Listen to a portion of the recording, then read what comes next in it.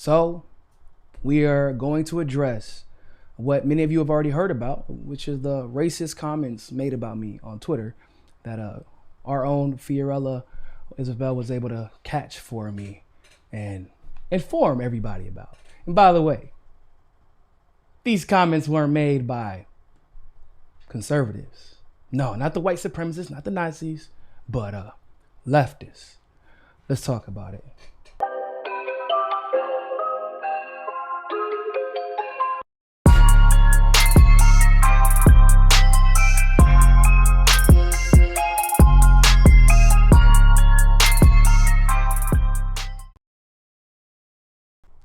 So many of you all know that I was off Twitter for a bit, taking some personal time for reasons I'll explain in another video. And a lot of people were speculating as to why I was off of Twitter. I can assure you, ladies and gentlemen, I was not removed from Twitter. Although some people thought they had achieved some type of goal by getting me off of Twitter. Yeah, much to their chagrin, I'm still in this bitch. So with that being said, a lot of people, of course, continue to show their whole ass, smearing me, which I'm used to. You know, not smearing me for being wrong, because they can't do that anymore, right? Because we were right about AOC. We were right about Bernie, unfortunately. We were right about what was going to happen to this administration. We were right about what was going to happen in the foreign policy of this administration. We were right about all the personalities we said we were going to sell out. We were right about all that. So it wasn't smearing me for being right, or excuse me, for being wrong. It was smearing me for being right consistently. But they were actually a little bit more specific as to why they don't like Niko. Okay. So let's go ahead and check out these tweets that Fiorella put together for us on Twitter. In case you can't read this, it says, after a bunch of Caucasian Karens, and this dude spent days saying, I'm not a Latina POC, which she absolutely is. She's indigenous Peruvian. This dude refers to my friend Niko as talking in nigga, and he is a white man. Mm-hmm. These are progressives who are apparently anti-racist until you disagree with them or expose their hypocrisy. Now, let me see if I can zoom in here for y'all, so y'all can see what he said. So everybody expected this dude to be this guy named Jeff, who is another racist prick who stalks us at the MCSC network pretty often, actually.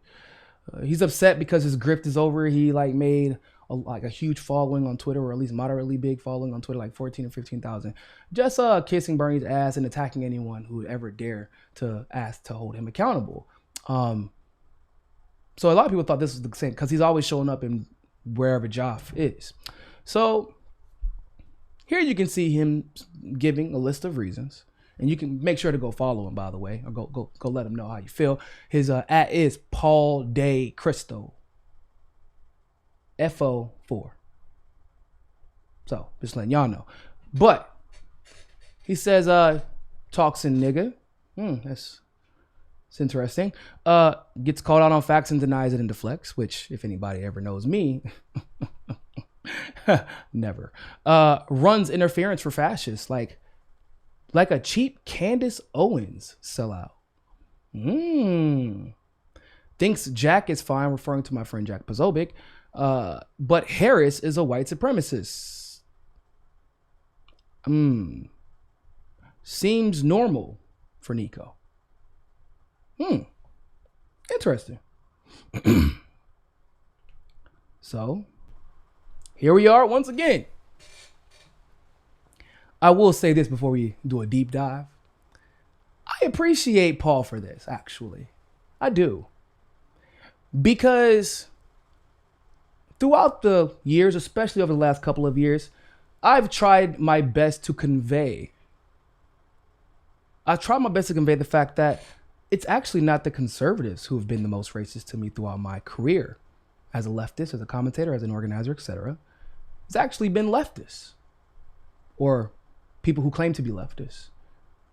It has been the people that have perceived me, a black man, as standing in their way, disagreeing with them or holding them accountable when they have never in their lives ever imagined being corrected by a black man, let alone being called out for their hypocrisy.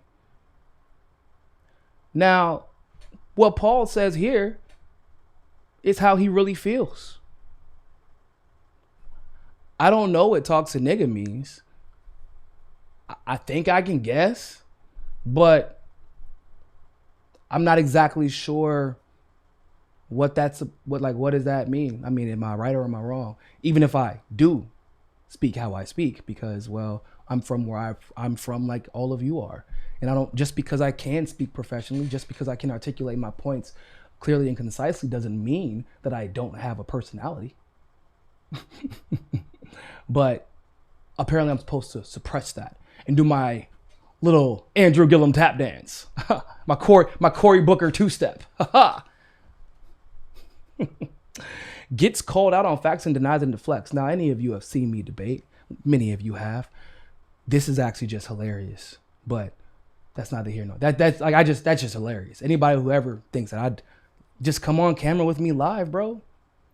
That's all. I invite. I'm debating somebody on Friday, so we know that's not true. Runs interference for fascists like a cheap Candace Owens sellout. So not a Charlie Kirk sellout. Not a hell, even an AOC probably would have been better, right? Not a Donald Trump sellout, not a Ben Shapiro, not a cheap Candace Owens sellout. Damn, is there something that me and Candace Owens have in common that I don't know about that could be used to justify? Oh shit, it's because Candace Owens is black, and what he is insinuating is that she is an Uncle Tom. Now, regardless of how you feel about Candace Owens, when have y'all seen me run any type of interference?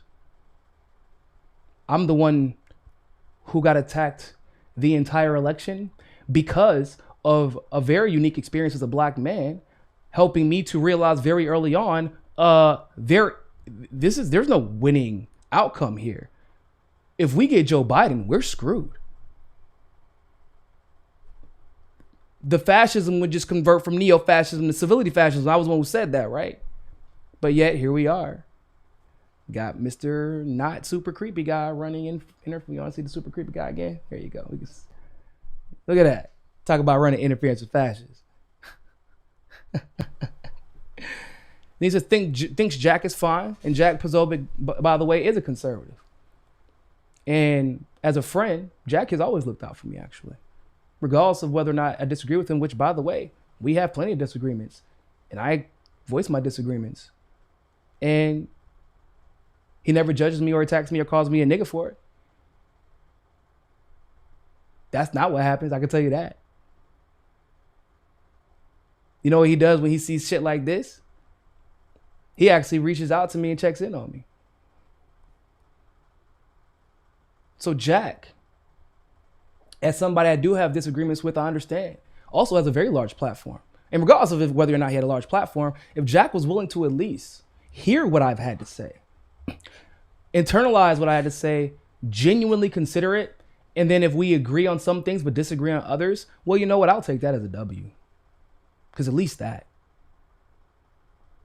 Because that's how bridges are built. You think black people get the luxury of pretending like a lot of the population they don't understand us? Even worse, a lot of them hate us or feel threatened by us. You know, once again, like the weirdo guy right here, like this guy. So I'm confused.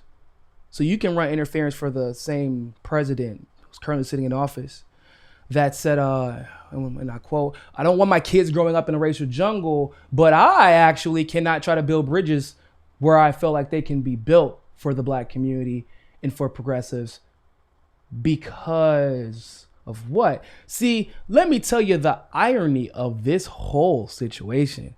See, he does not like Jack because he is one of the ones who claim Jack is an overt white supremacist. I know the irony. I get it. Got my ironing board out. I see the irony. It's all good.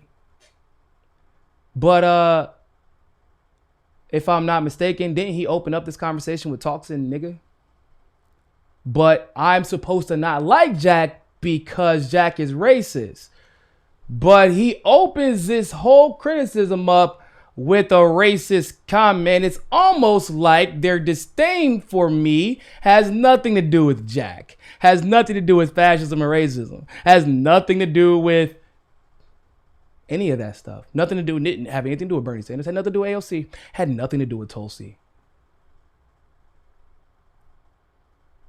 It was always about this. And I've been said that. I've told you all, I literally got a DM whenever I endorsed Tulsi asking, how could, how could you betray Bernie Sanders like that? After everything he did for you, which wasn't that much, calm down. He didn't do anything for me. But, and they said, well, you are our best advocate. You're the one who could argue Bernie's policies better than anyone else. You could speak about Bernie's better than anybody else could. How could you betray him like that? Betray him like what?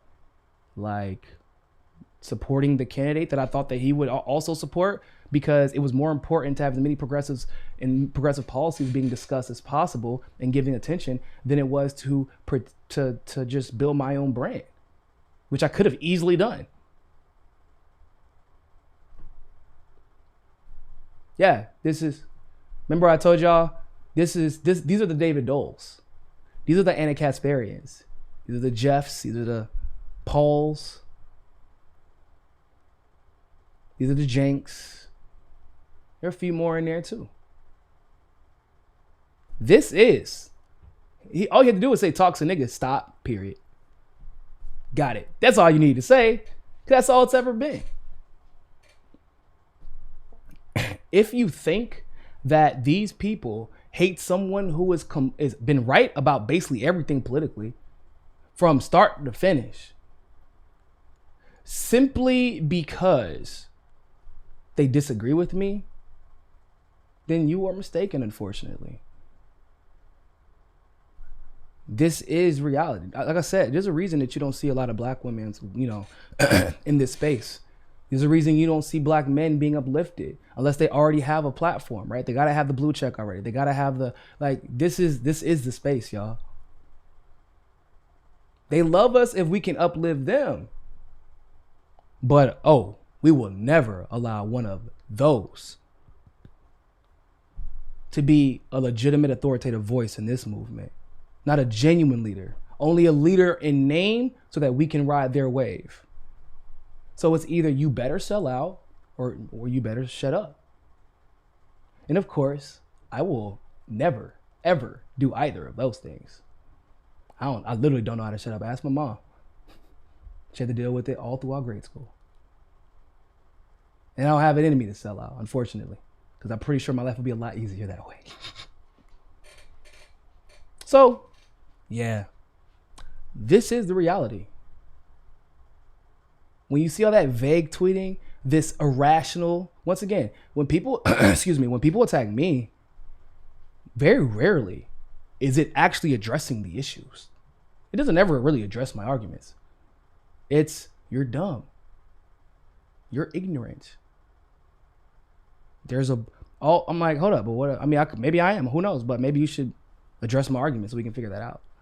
They never get to that part. When you see, what did I tell y'all when we exposed that the Nazi who became a literal Nazi people who transitioned into being a woman and then became a leftist for popularity, being openly embraced by people like Nomiki Kans and uplifted by much of the left. We saw Vaush being interviewed by Jen Perlman when Jen knew full well that Vaush is racist. Hell, Vaush himself called me an e-gangster and got really upset because he tried to debate me on whether or not Joe Biden was a fascist, didn't realize I knew everything about Joe Biden's career. And he was really upset about that because he thought he was going to be able to play the little tippy-tap dance he always gets to play. But for a nigga to have the audacity to know more than he does, which you've seen a lot in these debates, right? Same thing with that one weird girl that we once again exposed as a literal Nazi. I kept saying like, yo, is anybody else getting the sense that this woman is like basically like there's certain dog whistles that leftists use And then sometimes it's inadvertently. But they're dog whistles that leftists use against black people who they disagree with or are getting exposed by, so that they never actually have to address the black people. They try to get us emotionally riled up because they know that unfortunately the way that society has been conditioned, if we're emotionally riled up and they're not, that must mean that our facts are not right. But if they are emotionally riled up, they're just passionate. They're just passionate. So they try that. It doesn't work on me anymore, really. It hasn't worked really since high school. That doesn't work. They try to insult you, take little jabs, hoping to get you out of step, get you off balance. But, you know, that doesn't really work either. So then you take the vouch route or whatever. E-gangster, Nah, I mean, like back in the day, I was a gangster in real life. But it's a different time, okay? It's a different time. Shout out to 2-6. But that's what they do. And this is why they do it. This is why populist black people are never uplifted in these white progressive spaces where they're constantly talking about our issues and how much they care about us. This is why somebody like Jen Perlman, who is generally good on the issues, can uplift somebody like Vouch, who has been exposed in every way possible, without even blinking or batting an eye.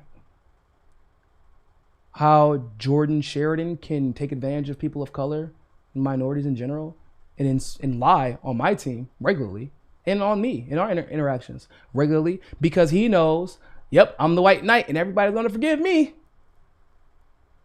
How Jen, his little partner or whatever, can immediately play victim and try to take the angry black man route.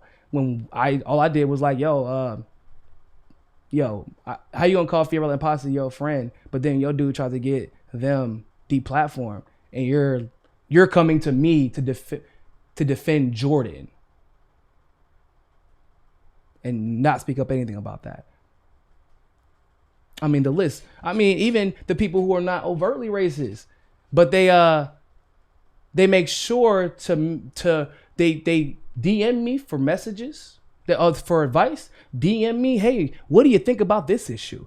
DM me, text me. Oh man, you have no idea how many of these blue check little white progressive dudes and females are in my DMs on a regular basis, asking to get people on their show, asking to get my research, asking my opinion so they can go and regurgitate it and pretend like it was theirs on their show. That stopped a couple months ago. I stopped allowing that to happen. But they will never have me on their show. And a couple of people close to them have told me, honestly, because they're terrified. They're terrified that somebody with actual experience dealing with these issues personally, the issues that make you a leftist, the issue that leftists fight for. I've lived those issues. But on top of that, to be clear, I have the most experience in all progressive media. In independent media, because I'm not, the media stuff, that's all good. That's cool. That's true. But also, I created and ran the largest Bernie Sanders organization in the country, then ran all the colleges for North Carolina. And then because of how well we did, I was also the state director for North Carolina while I was a senior in college. While these people were still behind Twitter, tweeting Medicare for all, I was running an entire state. I worked with Jared and Liz, and we founded the DNC for All lawsuit that went all the way to the Supreme Court. That was us who did that. We've organized these protests. I've been a consultant. I've wrote these speeches. I've all that.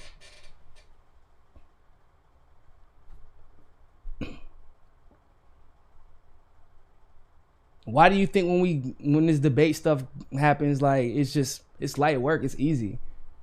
Because I've done this and I do this, bro.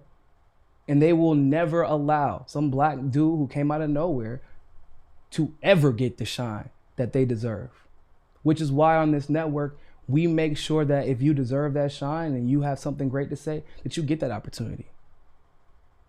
Because we understand how important it is and how hard people work to make sure that you do not get that opportunity.